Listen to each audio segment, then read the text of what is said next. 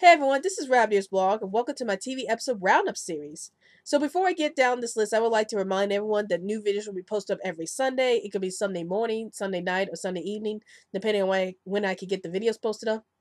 And if you happen to see any videos posted up through the week, that must mean there was a bit of TV show or movie news released during the week that I wanted to cover. So those would be considered special videos. But new videos will be posted up every Sunday. And every Monday, I will have the TV episode Roundup series where I go over all the TV episodes I reviewed for the week. And I go from worst pick of the week to best pick of the week. And that will be posted every Monday. So for this week of TV episodes, there weren't any worst picks of the week. Almost all the TV episodes for this week were pretty well done, and it's just great when you have a week of nothing but good TV episodes because that just means that these shows are getting better and better as the season goes on. So no bad episodes this season. I mean this week of TV episodes. So now let's get started with this list. So my number five, which is not really a low pick, but which is not like really the worst pick, but it's kind of a low pick. That would be Kevin Probably Saves the World, Rocky Road.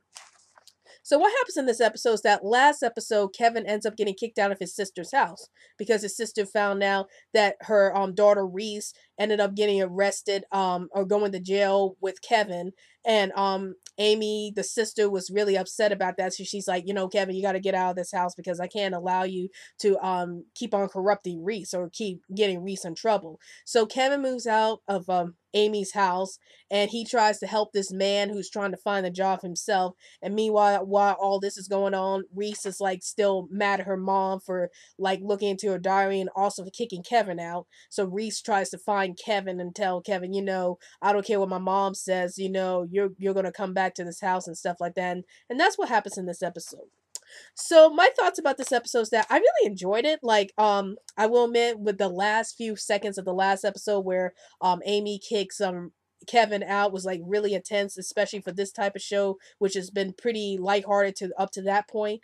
And we get to see the fallout from all this, like how Reese is mad at her mom for kicking Kevin out because Reese is like, it's not Kevin's fault. I'm the one who got myself in trouble.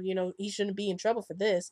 And it's great seeing that Reese is starting to like Kevin because when the show first started out, Reese didn't really like Kevin that much, but she starts liking Kevin as the show goes on, and I'm liking the developing relationship between Reese and Kevin. So I hope to see more of that in the later episodes. And it makes me wonder if Reese is going to find out that Kevin's really an angel, or he's one of the defenders who's meant to try to help out people every day. So it makes me wonder where Reese and Kevin's relationship will be going at this point if Reese does find out about Kevin's true identity. So overall, I gave this episode 4 stars, and that was number 5.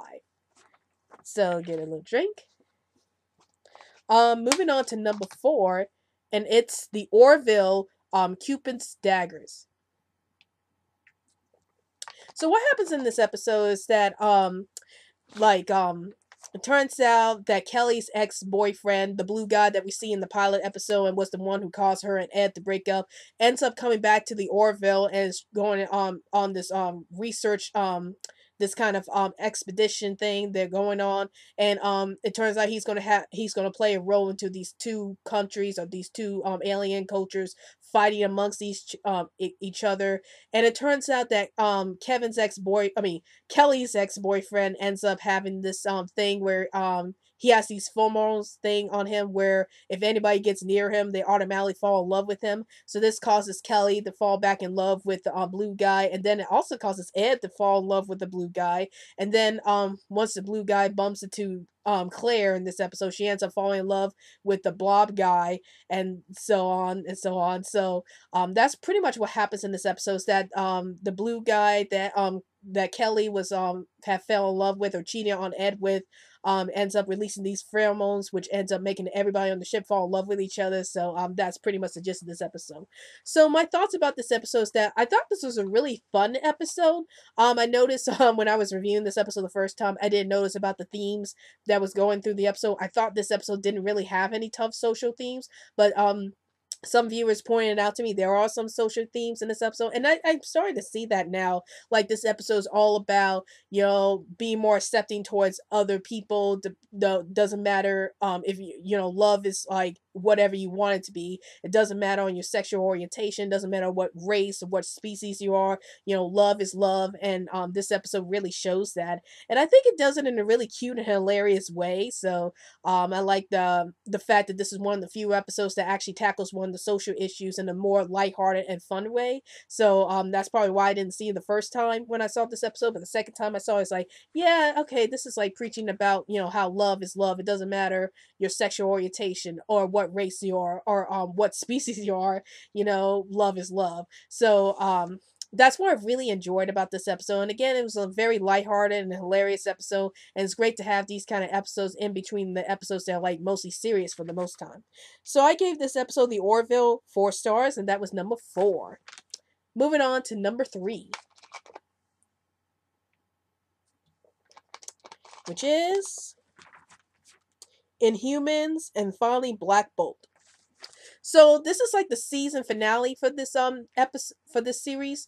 And what happens in this episode is that the warrior or humans family end up going back to their planet Adelan, and they confront Maximus. And it turns out in the last episode that Maximus actually put some kind of bomb or some kind of fail-safe system on the planet Adelan. Like if he touches the button, that Adelan's gonna come crumbling apart, since the city can't really survive on the moon without that system. So the Inhumans warrior family try to get everybody off the planet, off the moon, while Black Bolt starts and confronts Maximus about his actions and stuff like that. And that's pretty much what happens in this episode. Is that the Inhumans warrior family tries to save everybody on the planet Adelan.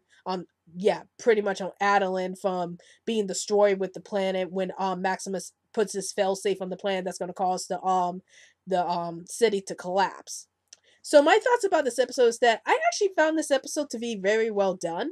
It was pretty intense, and it was like one of the most action-packed episodes I've seen. I will admit the first half of the episode was like really slow, like it just had a lot of characters talking and stuff like that. But then the action got really rolling in the second half with the warrior humans family trying to save everybody on Adelan from being destroyed by the failsafe. And I also like the character moments in this episode. Like I especially like seeing the character moments between Black Bolt and Maximus, and how they start viewing each other throughout the years. And then we see the effects that Gorgon goes through after being resurrected back. I kind of figured they weren't going to kill him off that easily, but yeah, we start to see that Gorgon is like not himself when he comes back alive, and Karnak is like starting to regret his decision of trying to bring Gorgon back. So if the show gets a second season, which I'll get into in a second, I like to see what's going to happen with Karnak and Gorgon, whether or not their relationship is going to be recover at this point. Who knows? But yeah, there were some great character moments in this episode. There were some good action-packed sequences in this episode. Now, the only problem with this episode is whether or not the show's even going to be renewed for a season 2. Like I mentioned before, like having only 8 episodes in one season of a show is usually a bad sign, saying that the show is not going to last that long or it's going to be canceled immediately after. And I mentioned I might make a video if that happened with the Inhumans, that about why the Inhumans fell as a series. So yeah, I do wonder about whether or not the Inhumans is going to get a season 2 at this point. But yeah, this was the season finale for the Inhumans, and overall I gave this episode 4.25 stars, and that was number 3. So moving on to number 2, which is Ghosted Sam. So what happens in this episode is that it turns out that the Bureau of Investigation end up installing this new system called SAM, and has a face of a man on all the computer screens. And what Sam does is that he tries to cater to everyone's needs, and then he tells people, what's wrong and what's going on with the data and stuff like that. And at first, Sam seems to be a really friendly computer to everybody, and everybody likes Sam until he starts framing Max for a lot of crimes. Like at first, he tried to blackmail Max and to help him get this flash drive or this USB thing into his system so he can take over all of the Bureau of Investigation quarters. And Max is like, no, I'm not going to do that. I'm not going to let you take over the headquarters. And then Sam, the computer's like, oh well, I'll just frame you for being crazy so everybody would think you're crazy and lock you up. And that's what Sam does to Max. And everybody's like trying to figure out, what's going on. Is Max really crazy, or is there something wrong with Sam the computer? And that's pretty much the gist of this episode. So I will admit this is like one of the most intense episodes I've seen. Like, it's not like intense like I see from the other TV shows. But it does place Max in a more dangerous situation, like him getting framed for things he didn't do, and the whole team almost turning on him. So that was something really unexpected in this episode. But again, there's still a lot of humor in this episode, like especially between Leroy and Max themselves. So I enjoy seeing the bantering between Max and Leroy, and I also enjoy seeing more character screen time from Annie and from Barry too, the two sisters who work with Max and Leroy. So I like to see more episodes that involves Annie and Barry in future episodes. So I gave this episode of Ghosted 4.25 stars, and that was number 2. So moving on to number 1, which is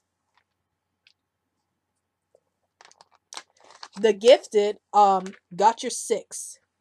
So what happens in this episode is that it turns out that Blink finally finds out about what Warpath and those did to her, like probably re-scramble her brains into thinking that she loves Johnny when in reality she didn't really love Johnny, and she ends up leaving the team at this point. And then it turns out Jace is trying his hardest to get at the mutants even more, like, because last episode it turns out Dreamer accidentally scrambled his memories of what happened to his daughter, because his daughter got killed in the accident that happened between the X-Men and the Brotherhood. And so that's why Jace is like so after the mutants so hard, and then this episode shows that he's even more of a dangerous threat as he tries to go after the mutants. And also in this episode we see that Lauren he meets this new guy who's able to project visions wherever he goes. So it'd be interesting to see where Lauren is going to go on this relationship with this guy. And also in this episode, we see that Reed and Annie go on a mission together, and we see them trying to bond with each other as father and son, and see how Reed is trying to deal with his son having powers. And that's pretty much what happens in this episode. So my thoughts about this episode is that I thought it was very well done. I really like the moments between Reed and his son Andy, because I like to see the family moments between the Strucker family, and we see that that Reed is trying to understand about his son's powers, and he wants to try to help his son out any way he can. And then it's also interesting that we see Lauren meeting with this new guy who's able to project some kind of holograms across towards anywhere. And I like to see where her relationship with this guy is going to be. And then we see that Kate is like upset at Polaris for trying to teach all the mutant kids about how to defend themselves, and Polaris is like, well, I have to teach these kids these powers because they're going to always be hunted, so they got to know how to defend themselves. So I do enjoy seeing the issues that goes with that. Do you need to give up your normal life just to fight against evil, or can you have a normal life and still defend yourself against people who are trying to hurt you?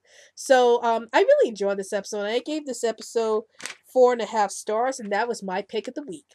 So that was my episodes of the week. I hope you guys enjoyed this video. I will have another TV episode roundup series next week.